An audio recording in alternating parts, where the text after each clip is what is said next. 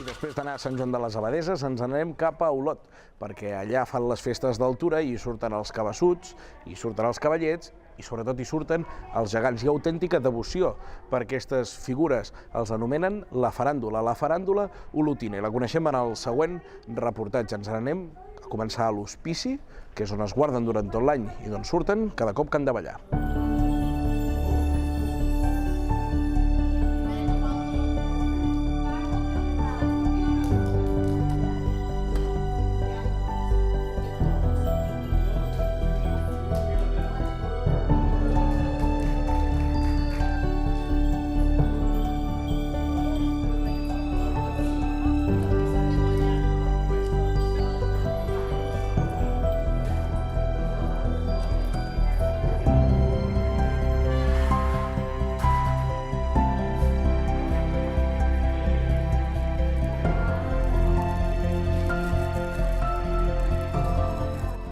L'Hospici d'Olot és el lloc on es troba la faràndula olotina. Faràndula és el nom que rep el conjunt que formen els gegants, els cabassuts i els cavallets. Els gegants només surten uns pocs dies l'any, entre ells el d'avui. Són les festes de la Mare de Déu d'Altura.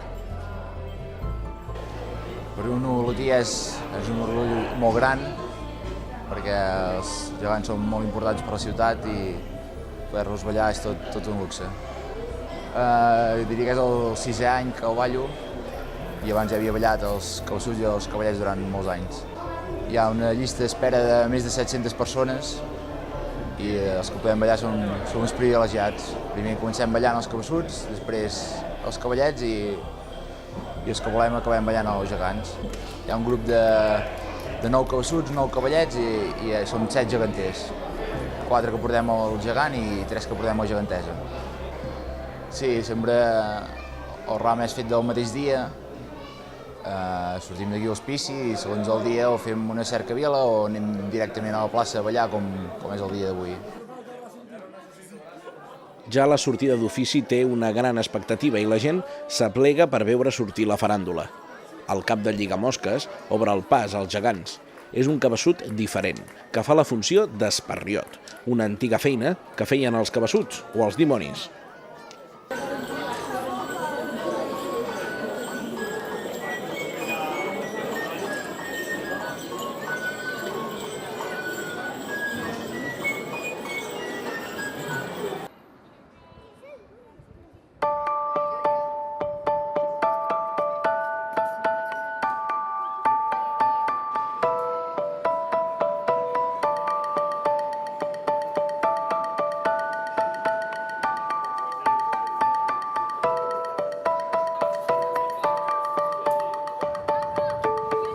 Olot es vesteix de festa per les Mare de Déu trobades, per la seva, que és la d'Altura.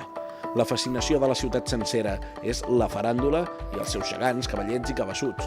Així que molta estona abans de fer la ballada a la plaça Major ja és ple. Aquest és l'indret on ballen, l'hàbitat natural de la faràndula. Aquests gegants només surten 3 vegades a l'any, ara per festes 2 dies, va ser el dia de la festa major i avui. I després el dia de Corpus, i prou, no surten més durant l'any.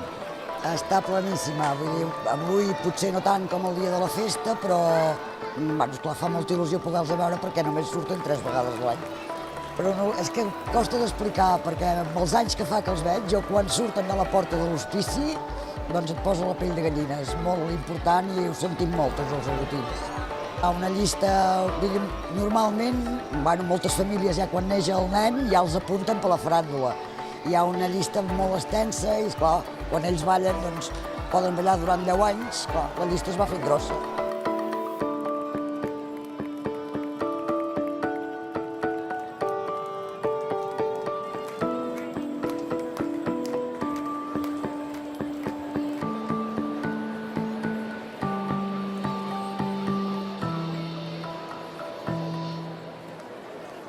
Els primers en ballar són els cabassuts, que van sortir per primera vegada l'any 1902. Els actuals, de l'any 91, són una rèplica en fibra de vidre dels anteriors i la roba és una reproducció rigorosa de l'antiga que duien als anys 60. Són 9 caps, 8 d'ells aparellats i, finalment, el capità. La música la va composar Joan Casanovas, músic i director de l'antiga Banda Municipal d'Olot.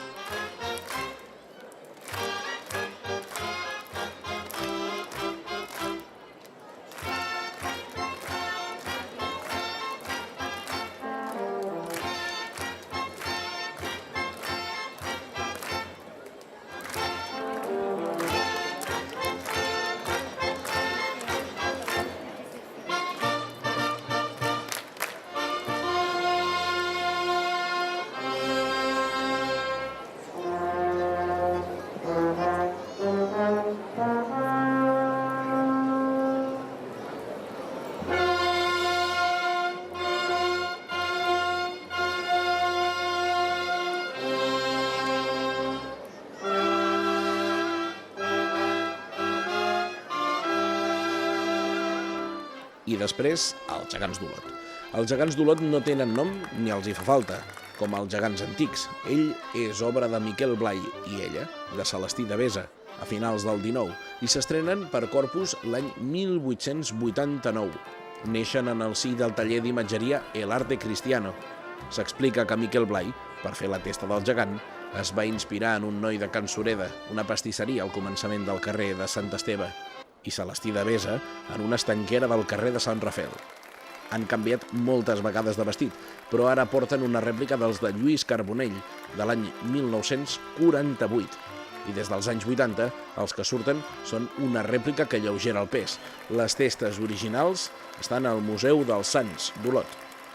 Des dels anys 80 també que els gegants no poden sortir d'Olot per acord del ple municipal, tot i que només han sortit una vegada, l'any 1902, a Barcelona.